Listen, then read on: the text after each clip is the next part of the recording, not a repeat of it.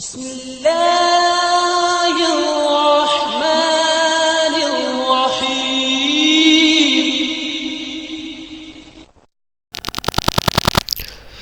أعوذ بالله من الشيطان الرجيم. بسم الله الرحمن الرحيم. نحمده ونصلي على رسوله الكريم. أما بعد فأعوذ بالله من الشيطان الرجيم. بسم الله الرحمن الرحيم. قال النبي صلى الله عليه وسلم: الطهور شطر الإيمان. وقال عليه الصلاة والسلام: الطهور نصف الإيمان. او کما قال علیہ الصلاۃ والسلام. میرے بھائی اور دوستو، آج کی ہماری یوٹیوب کی آن لائن ٹیوٹ اکیڈمی کی جانب سے یہ پہلی کلاس ہے، اور اس پہلی کلاس کے اندر ہم جو بات کریں گے وہ ہے طہارت کے بارے میں، پاکیزگی کے بارے میں، کہ ہمیں آپ صلی اللہ علیہ وسلم کی حدیث کی روشنی میں دیکھیں تو آپ صلی اللہ علیہ وسلم نے ارشاد فرمایا کہ صفائی نصف ایمان ہے، اور آپ صلی اللہ علیہ وسلم نے ایک حدیث میں یہ بھی ارشاد فرمایا کہ صفائی ایمان کا حصہ ہے. تو ہمیں بہت زیادہ جو ہے وہ اہمیت ہے ہمارے دین کے اندر صفائی کے اعتبار سے، کلینلینس کے اعتبار سے، پاکیزگی کے اعتبار سے. تو اس حوالے سے ہمارا یہ ٹاپک آج جو ہے اسی حوالے سے ہے، اور پاکیزگی حاصل کرنے کے لیے شریعت کے اندر شرعی لحاظ سے جو چیز ہمیں پاکیزگی کے لیے، صفائی کے لیے استعمال کرنی ہوتی ہے، وہ آپ جانتے ہیں اسے پانی کہتے ہیں. پانی کے ذریعے سے شریعت مطہرہ نے ہمیں یہ حکم دیا ہے کہ ہم اپنی پاکیزگی اور صفائی کر سکتے ہیں. تو آج ہم اس ٹاپک پر بات کریں گے کہ شرعی اور فقہی لحاظ سے پانی کی کتنی اقسام ہیں، اور کون کون سا پانی ہم اپنی طہارت کے لیے استعمال کر سکتے ہیں. اور اگر ایک انسان پانی کے استعمال کرنے پہ قادر نہیں ہے، پانی استعمال نہیں کر سکتا، تو اس کے لیے ایک الگ آپشن ہے جس کو تیمم کہتے ہیں. وہ ایک الگ ٹاپک ہے کہ کون کون سی صورتوں میں ہم پانی استعمال نہیں کر سکتے. ادروائز ہمیں جو اپنی طہارت کے لیے چیز استعمال کرنی ہوتی ہے، سب سے پہلے وہ پانی کی ضرورت پڑتی ہے. تو آج ہم یہ دیکھیں گے کہ شرعی اور فقہی لحاظ سے پانی کی کتنی اقسام ہیں اور کون کون سے پانی کو ہم استعمال کر سکتے ہیں. ٹھیک ہے، تو یہ نیکسٹ ہم دیکھتے ہیں کہ ہمارے پاس کون کون سی قسمیں ہیں پانی کی. تو یہ کائنڈس آف واٹر، ٹھیک ہے، پانی کی اقسام. تو شریعت مطہرہ میں پانی کی 5 اقسام ہیں، یعنی شریعت کے اندر پانی کی 5 قسمیں ہیں، اور ہر ایک قسم کی الگ نوعیت ہے اور اس کا الگ حکم ہے. سب سے پہلے جو پانی ہے اس کو طاہر مطہر، جس کو ماء مطلق بھی کہتے ہیں. طاہر مطہر پانی کی وہ قسم ہے. طاہر کا مطلب ہے کہ پانی خود سے پاک ہو، مطہر یعنی پاک کرنے کی صلاحیت بھی رکھتا ہو، اس کے ذریعے سے ہمیں پاکی حاصل ہو جاتی ہو، ہم اس کے ذریعے سے پاکی حاصل کر سکتے ہوں، تو وہ مطہر ہے. طاہر اور مطہر دو الگ الگ چیزیں ہیں. طاہر کا مطلب ہے فی نفس ہی پانی پاک ہو، اور مطہر پاک کرنے کی صلاحیت بھی رکھتا ہو. جیسے ہم ایک پانی کو وضو کے لیے یا غسل کے لیے استعمال کر لیتے ہیں تو وہ ماء مستعمل بن جاتا ہے. وہ طاہر تو ہوتا ہے، یعنی فی نفسی پاک تو ہوتا ہے، مطہر نہیں ہوتا، یعنی وہ پاک کرنے کی صلاحیت نہیں رکھتا. تو یہ پانی کی پہلی قسم جو ہے طاہر مطہر، اس میں تمام وہ پانی جیسے بارش کا پانی ہے، نلکوں کا پانی ہے، نالوں کا پانی ہے، جو صاف ستھرے نالے ہوتے ہیں ان کا پانی، اور دریاؤں کا پانی، سمندر کا پانی، یہ سارے پانی جو ہیں یہ ماء مطلق کے اندر آتے ہیں. اور اگر یہ قلیل مقدار میں ہو، کم ہو، اور بظاہر اس میں کوئی گندگی نہ ہو، تو یہ اس کا جو کلر ہے یہ اپنی اوریجنل اسٹیٹ میں ہونا چاہیے، ٹھیک ہے.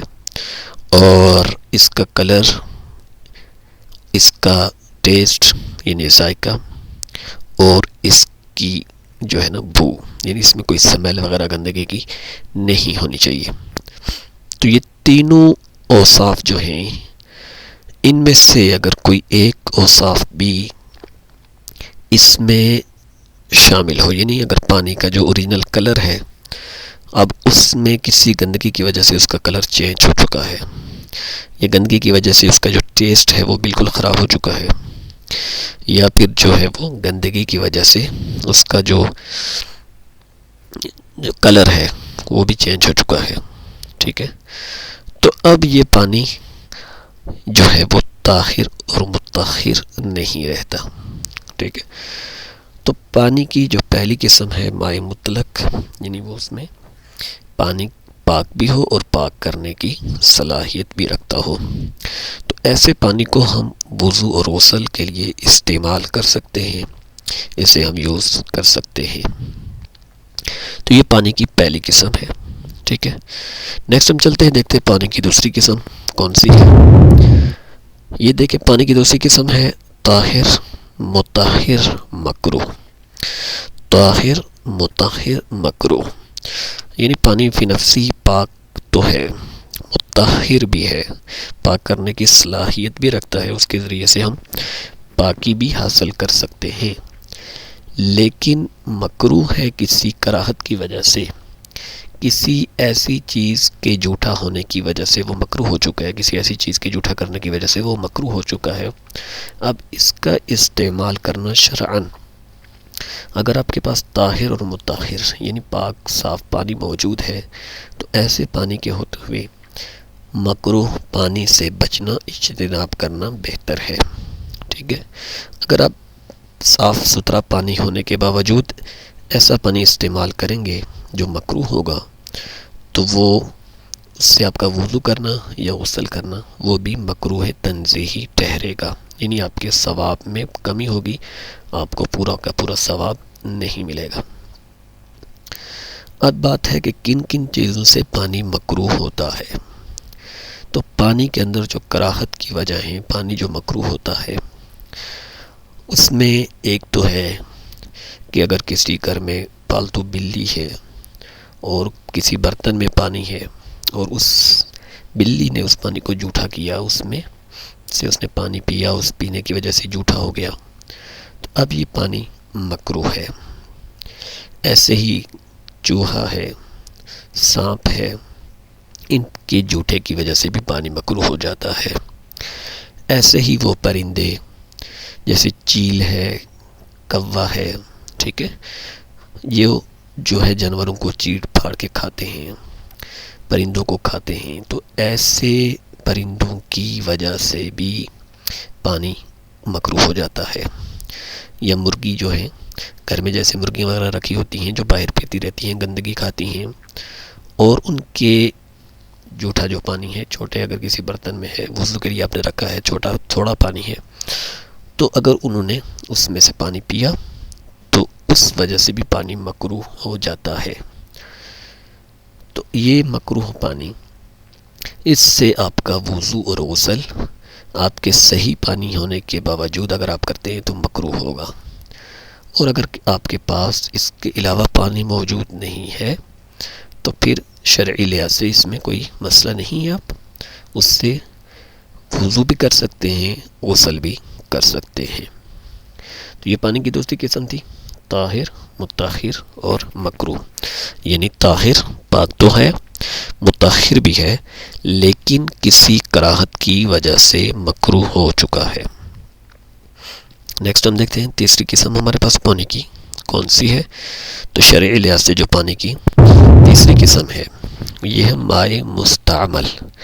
تیسری قسم ہے مائع مستعمل. یہ بھی جیسے میں نے پہلے بات کی کہ مائع مستعمل ماء کہتے ہیں پانی کو، مستعمل جو استعمال شدہ ہو. تو مائع مستعمل اس پانی کو کہتے ہیں جو ایک دفعہ آپ نے وضو یا غسل کے لیے استعمال کر لیا. اب فی نفس ہی وہ پاک تو ہے، طاہر تو ہے، لیکن دوبارہ سے اس کو آپ وضو یا غسل کے لیے استعمال نہیں کر سکتے. تو ایسے پانی کو جو ہے وہ غیر مطہر کہتے ہیں، مائع مستعمل جو پاک کرنے کی صلاحیت نہیں رکھتا. فی نفس ہی تو پاک ہوتا ہے. جیسے آپ وضو کرتے ہیں تو وضو کا بچا ہوا پانی آپ کے کپڑوں پہ گرتا ہے، ٹھیک ہے، تو اس سے آپ کے کپڑے ناپاک نہیں ہوتے، فی نفس ہی وہ پاک ہوتا ہے. لیکن وہ مستعمل ہے، ایک دفعہ استعمال ہو چکا ہے، تو اب دوبارہ سے اس سے وضو کرنا یا غسل کرنا شرعی لحاظ سے یہ صحیح نہیں ہے، آپ کو وضو یا غسل نہیں ہوگا. تو یہ مائع مستعمل ہے، ٹھیک ہے، جو پانی کی تیسری قسم ہے. نیکسٹ ہم دیکھتے ہیں پانی کی چوتھی قسم ہمارے پاس کون سی ہے. تو پانی کی جو یہ چوتھی قسم ہمارے پاس ہے یہ مائع مشکوک. ماہ یعنی پانی اور مشکوک یعنی شک کی بنیاد پر شرعیت نے اس کو مشکوک قرار دیا کہ ایسے پانی سے اجتناب کرنا بہتر ہے. تو شرعی لحاظ سے فقہ احناف میں پانی کی کراہت کی وجہ، مشکوک ہونے کی وجہ، اگر کسی گھوڑے یا گدھے کا جھوٹا پانی ہو تو فقہ حنفیہ میں اس کو مشکوک قرار دیا گیا ہے. تو ایسے پانی سے بھی اجتناب کرنا بہتر ہے، ٹھیک ہے. اور اگر اس کے علاوہ کوئی پانی نہیں ہے تو آپ اس سے وضو اور غسل کر سکتے ہیں. لیکن اگر اس کے علاوہ آپ کے پاس صاف ستھرا پانی موجود ہے تو آپ ایسے پانی سے اجتناب کریں، یہ بہتر ہے. آخری اور لاسٹ قسم ہمارے پاس جو پانی ہے وہ مائع نجس یعنی گندا پانی. تو یہ وہ پانی ہے کہ جس میں کوئی گندگی گرنے کی وجہ سے، کسی گندگی کی وجہ سے یہ پانی ناپاک ہو چکا ہے، اور ناپاک ہونے کی وجہ سے نہ تو یہ طاہر رہا ہے نہ مطہر رہا ہے، نہ یہ پاک ہے اور نہ پاک کرنے کی صلاحیت رکھتا ہے، ٹھیک ہے. تو مائع نجس پانی ناپاک کن کن چیزوں سے ہوتا ہے. تو تمام وہ چیزیں جو شرعیت نے حرام قرار دی ہیں، جو گندی چیزیں ہیں، نجس چیزیں ہیں، ان کا پانی میں گرنا اور پانی میں گرنے کی وجہ سے پانی کا رنگ، پانی کا ٹیسٹ یعنی ذائقہ اور اس کا سمیل آ جانا، اس وجہ سے پانی ناپاک ہو جاتا ہے، ٹھیک ہے. جیسے کسی انسان کا پیشاب ہو، پاخانہ ہو، یا کسی جانور کا پیشاب یا پاخانہ ہو، یا اس میں جو ہے وہ شراب گر گئی، یا بہتا ہوا خون اس میں ملا، ٹھیک ہے، یا اس میں کتے کا جھوٹا پانی ہے یا خنزیر کا جھوٹا پانی ہے. تو یہ تمام وہ شکلیں ہیں، تمام صورتیں ہیں کہ جس سے پانی ناپاک ہو جاتا ہے، اور پانی کے ناپاک ہونے کی وجہ سے نہ تو آپ کے لیے اس سے وضو کرنا صحیح ہے اور نہ ہی غسل کرنا صحیح ہے. تو اگر وہ ناپاک پانی آپ کے کپڑوں پہ لگ جاتا ہے، آپ کے جسم پہ لگ جاتا ہے، تو وہ بھی آپ کے کپڑوں کو ناپاک کر دیتا ہے. تو یہ پانی کی پانچویں قسم ہمارے پاس تھی مائع نجس. تو یہ 5 قسمیں تھی پانی کے اعتبار سے کہ ہمیں کون سے پانی کا استعمال کرنا چاہیے. تو طہارت کے لیے جو بنیادی چیز ہے، جو بیسک چیز ہے، وہ پانی کا استعمال کیا جاتا ہے. تو آپ کو یہ جو 5 قسمیں بتائی ہیں شرعی اور فقہی اعتبار سے، تو یہ ہماری پہلی کلاس تھی ہمارے آن لائن ٹیوٹ اکیڈمی کی جانب سے.